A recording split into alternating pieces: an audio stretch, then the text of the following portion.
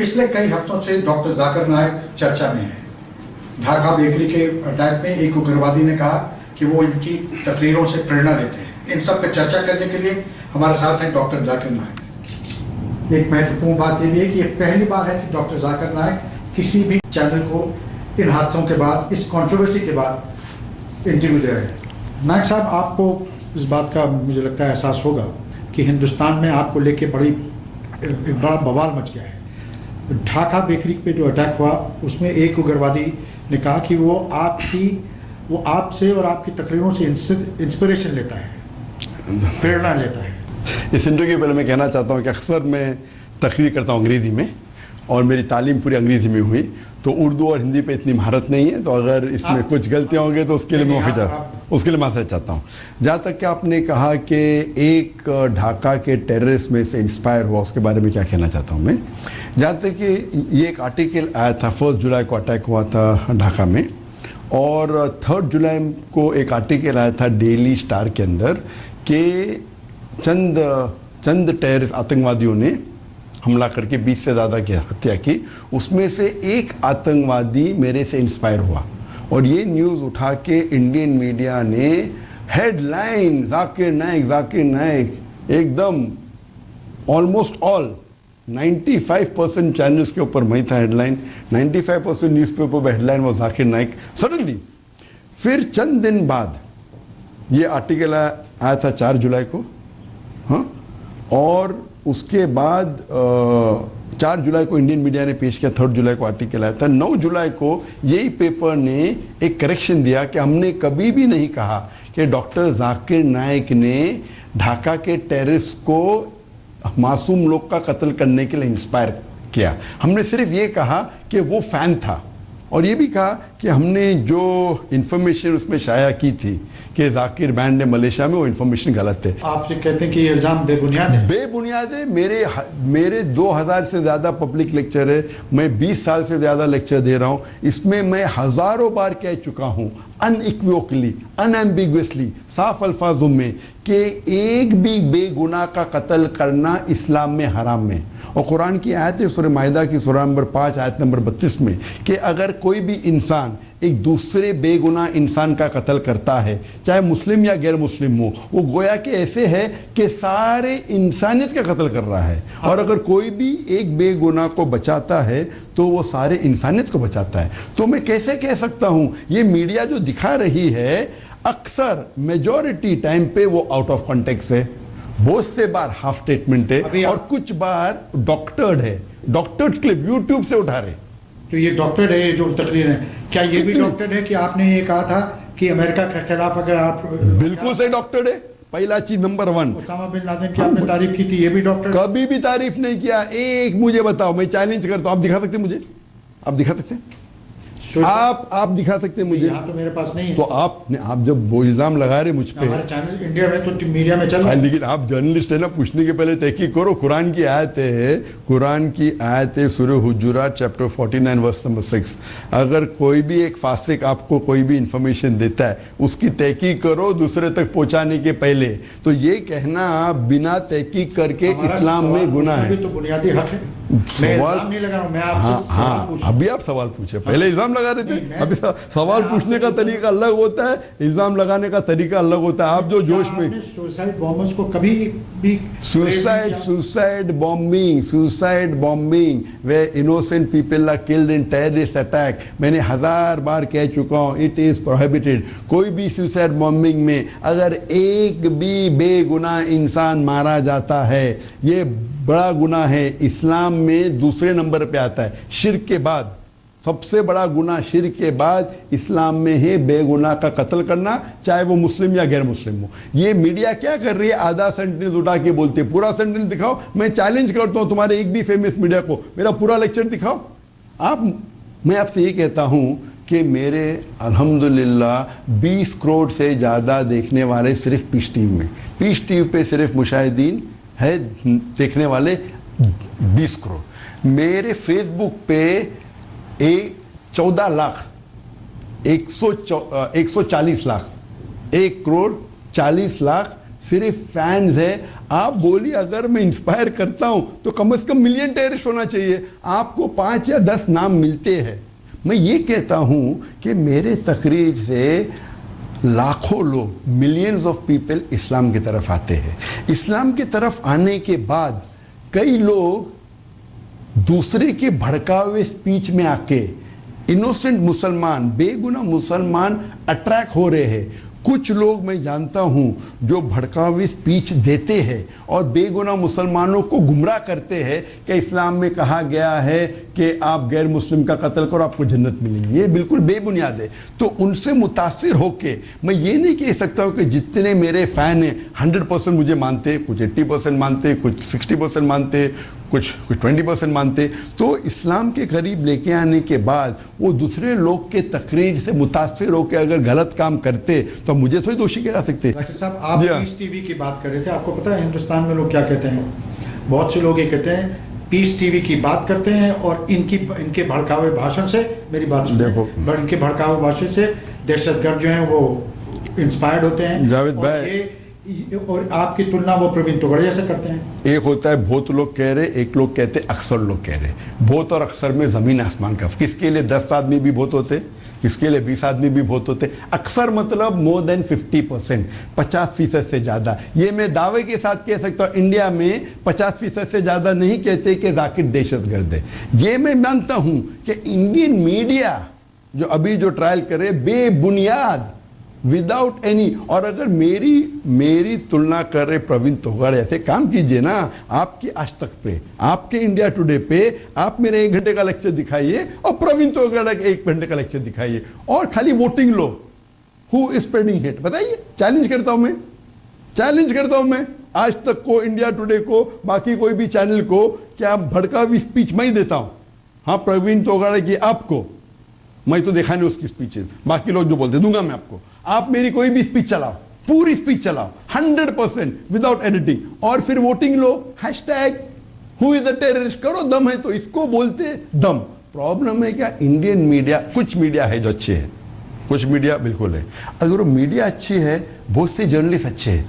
आप ये बताइए, आपकी बहुत सी तकरीरें हैं जिससे आप कहते हैं कि आप दोनों कम्युनिटीज़ और सारी दुनिया में डिफरेंट कम्युनिटीज़ को साथ लाने की बात। अल्हम्दुलिल्लाह।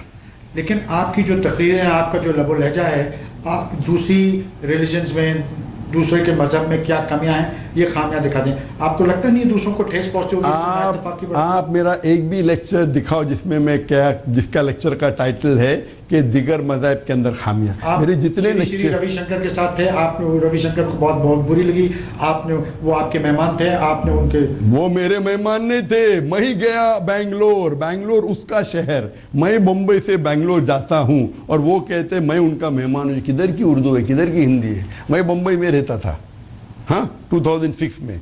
मैं गया बैंगलोर तो मैं उसका मेहमान है क्या? वो मेरा मेहमान है। कोई भी मजहब को मैं नीचे नहीं गिराता हूँ। कुरान की आयत है सूरह अनाम में, सूरह नंबर 6 आयत नंबर 108 में, कि आप कोई भी दूसरे मजहब के खुदाओं को गाली मत दो, नहीं तो जहालत में वो अल्लाह को गाली देंगे। आप क्यों कहते हैं कि प्रसाद खाना हराम है? तो प्रसाद खाना हराम है, वो अलग मकसद है। मैं प्रसाद खाना हराम करते ये नहीं कहा कि बाकी मजहब को कभी गाली नहीं दी। ये सवाल अगर कोई पूछता है प्रसाद खा सकते हैं क्या नहीं, सवाल पूछा गया था, तो कुरान में 4 जगह लिखा है। सूरह बकरा सूरह नंबर 2 आयत नंबर 173, सूरह माइदा सूरह नंबर 5 आयत नंबर 3, सूरह अनाम सूरह नंबर 6 वर्स नंबर 145, और सूरह नहल सूरह नंबर 16 आयत नंबर 115 में हुर्रिमत अलैकुमुल मैततु वद्दमु वला मुल खिंज़ीर वमा उहिल्ला लिगैरिल्लाह बिही, कि आपके लिए हराम है मरा हुआ गोश्त, खून, सूअर का गोश्त, और वो खाना जिसके ऊपर अल्लाह के अलावा किसी और का नाम लिया गया है। तो अल्लाह के अलावा किसी और का नाम लो, वो मुसलमान के लिए खाना हराम है। तो इसी से अगर अल्लाह के अलावा किसी और का नाम लिया गया, वो इस्लाम में खाना हराम है, तो इसमें बाकी मज़हब को कहाँ मैं दोष दे रहा हूँ? अगर कोई हिंदू मुझे आके बोलता है कि मुझे भाई बीफ नहीं खाना है, गाय का गोश्त नहीं खाना है, अरे उसकी मर्जी है। अगर दूसरा इंसान कहता है कि भाई गाय के गोश्त खाने से अच्छी तंदुरुस्ती मिलती है, उसकी मर्जी है। अगर कोई इंसान कहता है कि गाय का गोश्त मैं नहीं खाऊंगा, वो थोड़ी इस्लाम को दोषी ठहरा रहा है। तो ये आप डबल स्टैंडर्ड क्यों है? डॉक्टर नाइक, आप बात कर रहे थे दहशतगर्दी की। सारी दुनिया में इस वक्त एक कोहराम मचा हुआ है, दहशतगर्दी को लेके, आईसिस और तालिबान को लेके आपका क्या नजरिया है? जहाँ तक कि दहशतगर्दी का सवाल है, मैंने हज़ारों बार कह चुका हूँ कि इस्लाम में सूरह माइदा सूरह 5 आयत नंबर 32 के आयत के हिसाब से अगर कोई भी इंसान दूसरे इंसान का कत्ल करता है, कोई भी बेगुनाह इंसान का कत्ल करता है, चाहे वो मुस्लिम या गैर मुस्लिम हो, वो गोया के सारे इंसानियत का कत्ल कर रहा है। तो बेगुनाह इंसान का कत्ल करना हराम है। जितने भी दहशतगर्द अटैक्स हुए दुनिया में जिसमें बेगुनाह लोग मारे गए या बेगुनाह लोग इंजर्ड हुए, ये इस्लाम के मुताबिक हराम है। मैं इसे कंडेम करता हूँ। जो फ्रांस में और जो और जगह पे होगा जी, जहाँ मासूम अरे भाई मैं बोल चुका हूँ, जिधर भी, चाहे फ्रांस में हो, चाहे ढाका में हो, चाहे न्यूयॉर्क में हो, चाहे बम्बई में हो, चाहे लंदन में हो, और मैं कंडेम कर चुका हूँ। मैं कंडेम कर चुका हूँ 9/11 जहाँ 3000 अमेरिकन मारे गए, वो मैं कंडेम करता हूँ। लंदन में जहाँ 50 से ज़्यादा लंदन ट्यूब बॉम्ब में मारे गए, मैं कंडेम करता हूँ। बॉम्बे में 180 से ज़्यादा लोग मारे गए, मैं कंडेम करता हूँ। लेकिन जो बेगुनाह हज़ारों लोग अफगानिस्तान में मारे गए, इराक में, पैलेस्टाइन में, उसको भी कंडेम करता हूँ। आपने कहा आईसिस की मेरी क्या ख्याल है? मैं कहता हूँ, अगर मैं कहूँगा कि मैं अमेरिका का प्रेसिडेंट हूँ, आप अपने चैनल पे कहेंगे कि मैंने अमेरिकन प्रेसिडेंट को इंटरव्यू लिया जद्दा में, आप तो नहीं कहेंगे, आप कहेंगे ये आदमी झूठ बोल रहा है, ये आदमी ल्यूनेटिक है। तो जब ये ऑर्गेनाइजेशन अपने आप को इस्लामिक स्टेट कहती है और बेगुनाह लोग को मारते, तो आप क्यों बोलते इस्लामिक स्टेट? मैं कहता हूँ मीडिया अनजाने में या अनजाने में ये नाम इस्लामिक स्टेट दिया गया है मुसलमानों के दुश्मनों ने, इस्लाम के दुश्मनों ने ये लक़ब दिया। मैं कहता हूँ मुसलमानों से, मैं कहता हूँ मुस्लिम मीडिया से, मैं कहता हूँ आम मीडिया से, आप इन्हें इस्लामिक स्टेट मत कहो, एंटी इस्लामिक स्टेट कहो, anti Islamic state of Iraq and Syria, क्योंकि इस्लामिक स्टेट कोई भी बेगुनाह को मार ही नहीं सकता है। जब हम न्यूज़ में देते हैं क्या आईसिस ने बेगुनाह लोग को मारा, हम ये कह रहे हैं क्या ये इस्लामिक है। आप जब मुझे नहीं कह सकते कि मैं प्रेसिडेंट ऑफ अमेरिका हूँ, तो उनको क्यों इस्लामिक कहते? आपका इस्लाम का इल्म कमज़ोर है, ये फिक्टिशियस नेम है, ये गलत नाम दे रहे हैं। तो हमें कहना चाहिए कि एंटी इस्लामिक स्टेट ने बेगुनाह लोग को मारा। तो मैं चाहता हूं कि अगले बार आज तक और इंडिया टुडे कभी भी इनका नाम लेंगी तो ये कहना चाहिए एंटी इस्लामिक स्टेट। अगर आप कहेंगे कितने लोग, अगर आप इस्लामिक कहेंगे तो एक आदमी, एक बच्चा देखेगा, अरे इस्लामिक स्टेट ये कर रहा है, अरे इस्लाम में इसकी इजाजत है, तो वो बेगुनाह मुसलमान भी दहशतगर्द बनेगा। इसके जिम्मेदार कौन? मीडिया, क्योंकि मीडिया बता रही है कि इस्लामिक स्टेट।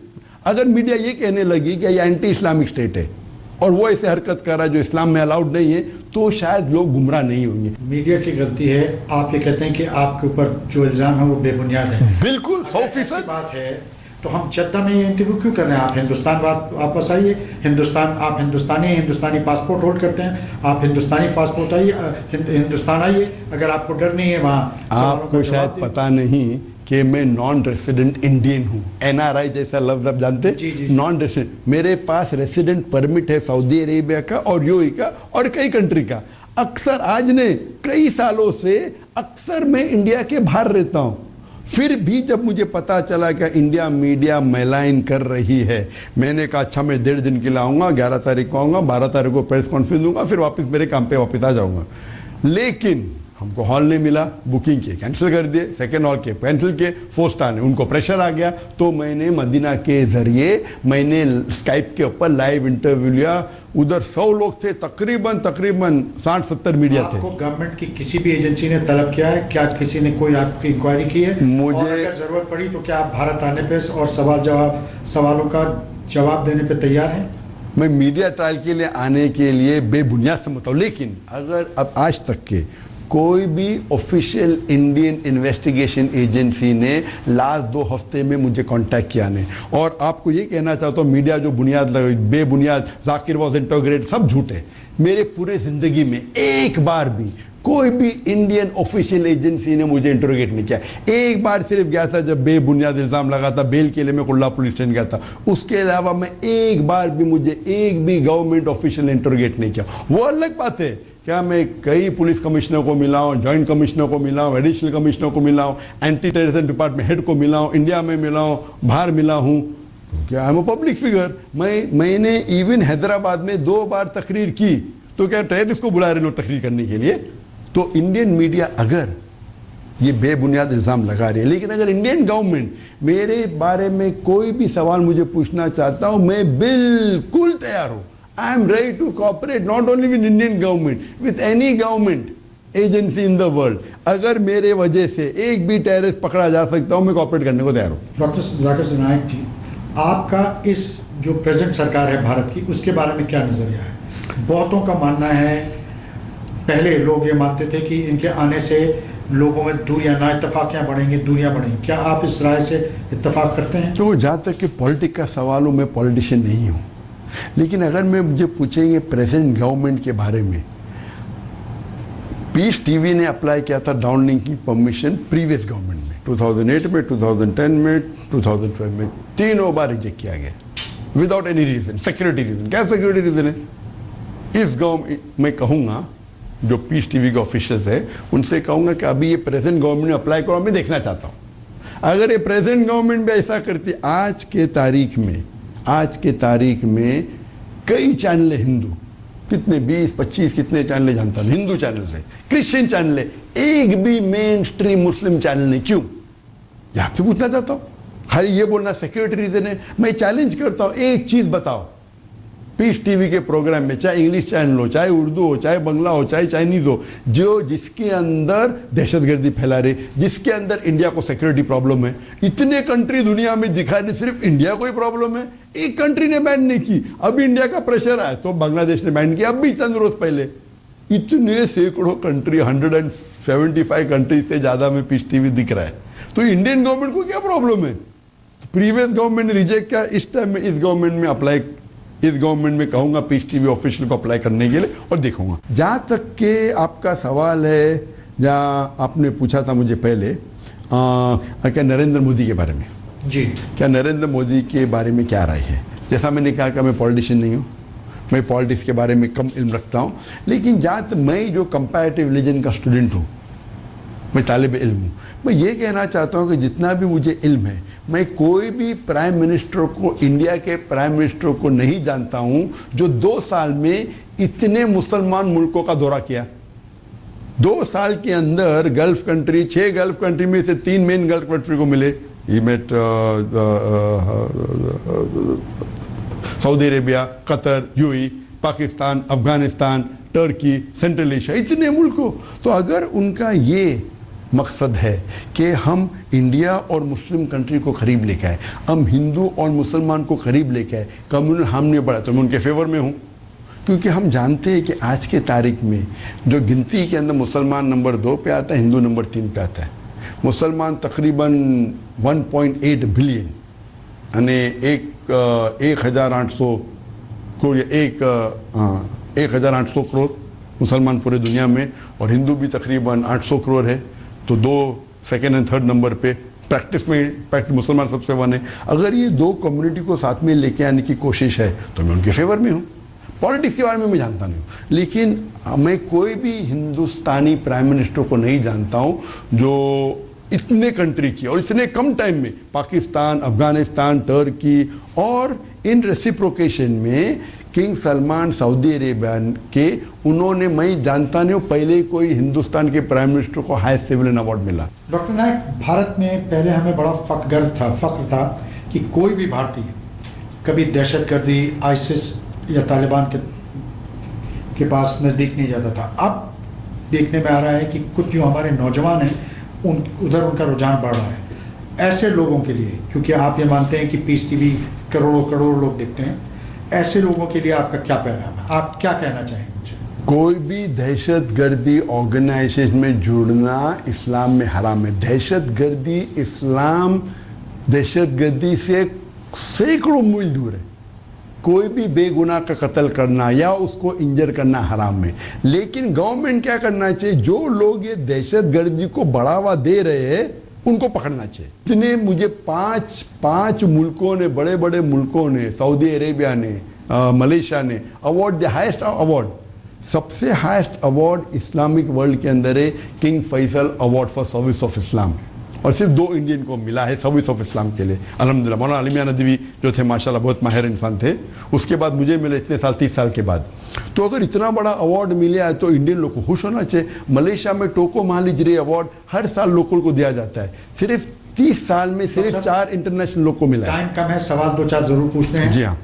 आपने नाम सुना होगा असदुद्दीन ओवैसी और मौलाना महमूद मदनी का। असदुद्दीन ओवैसी ने इनको दोज़ख का कुत्ता करार। किनको? उन्होंने कहा कि आईएसआईएस जो है ये दोज़ख के जहन्नुम के कुत्ते हैं। मौलाना महमूद मदनी का कहना है कि ये वाजिबुल कत्ल हैं। क्या उनकी बातों से आप एग्री करते हैं? ये हराम है। अब भी वो दोज़ख के कुत्ते उनने कहा, उनके हिसाब से सही होगा। ये बिल्कुल आईएसआईएस में कहूँगा नहीं, एंटी आईएसआईएस कहूँगा। उनने आईएसआईएस कहा, मैं इस लेबल से इत्तेफाक रखता ही नहीं। एंटी आईएसआईएस जो है वो बिल्कुल हराम है, उनको पकड़ना चाहिए और उनसे कड़ी से कड़ी सजा देना चाहिए। और इस्लाम में बेगुनाह लोग का कत्ल करना और बेगुनाह लोग को इंजर भी करना हराम है। लेकिन मैं एंटी आईएसआईएस कहूँगा, आईएसआईएस नहीं कहूँगा। डॉक्टर नायक, भारत में 2 मुख्य मुद्दे हैं मुसलमानों को लेकर। एक है यूनिफॉर्म सिविल कोड का और ख़ास तौर से औरतों के हुकूक को लेकर। ट्रिपल तलाक जो ज़बानी टेलीफोन के ज़रिए, SMS के ज़रिए मर्द अपनी बीवियों को कर देते हैं, आपका क्या इसमें मानना है? क्या आप इसके फेवर में हैं? क्या आपका ये मानना है कि यूनिफॉर्म सिविल कोड आना चाहिए और ये ट्रिपल तलाक जो है ये ख़त्म होना चाहिए? जहाँ तक कि ख़वातीन के हुकूक का सवाल है, मैंने कई लेक्चर दिए हुए इंग्लिश में, उर्दू में भी, हिंदी में भी, कि ख़वातीन के हुकूक के बारे में। जहाँ आपने कहा ट्रिपल तलाक, इसके अंदर उलमा की दो राय है। कुछ उलमा कहते हैं कि ट्रिपल तलाक देंगे तो एक साथ में तो 3 तलाक हो जाते, उसके बाद आप उससे शादी नहीं कर सकते। कुछ उलमा कहते हैं कि ट्रिपल एक बार 3 बार को या 10 बार को एक ही मानी जाती।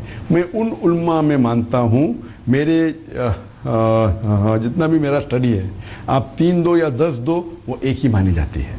और एक बार तलाक होने के बाद, तलाक होने के लिए 3 महीना लगता है, 3 महीने के बाद तलाक मुकम्मल होता है। 3 महीने के पहले आप अगर उनको चाहते हो तो रुजू कर सकते हैं उनको, और तलाक के बाद मेंटेनेंस भी तो मिलना चाहिए। बिल्कुल से तलाक के बाद जो महर है वो मिलता है, महर मिलता है। और अगर तलाक होने के बाद फिर से शादी करना चाहते कर सकते हैं। लेकिन ये जो वर्बली, जो SMS के जरिए जो भी करो, कुछ भी करो, 3 बार भी करो, एक होता है। 3 महीने के अंदर आप रुजू करना चाहते हैं तो रुजू कर सकते हैं। इसमें इख्तिलाफ है उलमा का, यूनिफॉर्म सिविल कोड जहाँ तक के है, अगर यूनिफॉर्म सिविल कोड रखना चाहते हैं और पैनल पे ऐसे लोग रखो जो अनबायस्ड है, बिना कोई हक की बात करते हैं, और अगर हम चेक करना चाहिए कौन सा लॉ सबसे बेहतर है। और मैं चाहूँगा, दो मैं तालिब इल्म हूँ इस्लाम का, मैं कोई स्कॉलर नहीं, मैं कोई मुफ्ती नहीं हूँ, लेकिन इस्लाम की तरफ से मैं आर्ग्यू करूँगा। और अगर आप खुले जहन से देखेंगे, इस्लाम के जितने भी लॉ है अगर आप अप्लाई करेंगे उसमें आपको रिजल्ट मिलता है। इसीलिए सबसे लीस्ट आप अमेरिका देखो, इतना एडवांस मुल्क है, सबसे ज़्यादा रेप कोई कंट्री में किसमें है? अमेरिका में। Every 22 second 1 rape. हम जब से बात कर रहे हैं इंटरव्यू में 10 मिनट के अंदर, तो जवाब ये है कि यूनिफॉर्म होना चाहिए लेकिन सही होना चाहिए। अब मैं इस्लाम की तरफ से आऊँगा, और मैं समझता हूँ जितने भी इस्लाम के अंदर लॉज है वो यूनिवर्सल है, और अगर कोई इसको इम्प्लीमेंट करेगा, सबसे बेहतरीन इंसानियत है उसमें। Islam is the solution to the problems of humanity. कुरान के अंदर सारे प्रॉब्लम्स ऑफ ह्यूमैनिटी का हल है। आप अगर तहकीक करेंगे जितने भी, तो मैं यूनिफॉर्म सिविल कोड के फेवर में हूँ, लेकिन हक खाली जिस तरीके से मीडिया ट्रायल हो रहा है 2 हफ्ते से, वैसा बनाएंगे तो बिल्कुल मैं उसके खिलाफ। आखिरी सवाल। जी हाँ, भारत कब आएंगे? कोई क्या अगले 2-4 महीने में भारत आने की संभावना? अभी मेरा जो प्लान है, पूरे लेक्चर टूर है मेरे, अभी मैं लेक्चर टूर निकलूंगा अभी चंद घंटों में। लेकिन अगर इंडियन अथॉरिटीज़ को जब भी मेरी ज़रूरत है, कोई भी पूछताछ करना है, मैं हाजिर हूँ। लेकिन मीडिया के लिए सिर्फ आने के लिए, वक्त ज़ाया करने के लिए मेरे पास वक्त नहीं। डॉक्टर जाकिर नायक, आपने वक्त निकाला, जद्दा में आज तक से बात की, इसके लिए बहुत बहुत शुक्रिया। शुक्रिया। तो ये थे डॉक्टर जाकिर नायक। इनका ये मानना है कि इन पे जो इल्ज़ाम लगाए गए हैं वो बेबुनियाद हैं, और इन्होंने अपनी तरफ से बड़ी बेबाकी से उनका जवाब दिया। अब ये जनता के ऊपर है, हमारे दर्शकों के ऊपर है, उन्हें माने या न माने।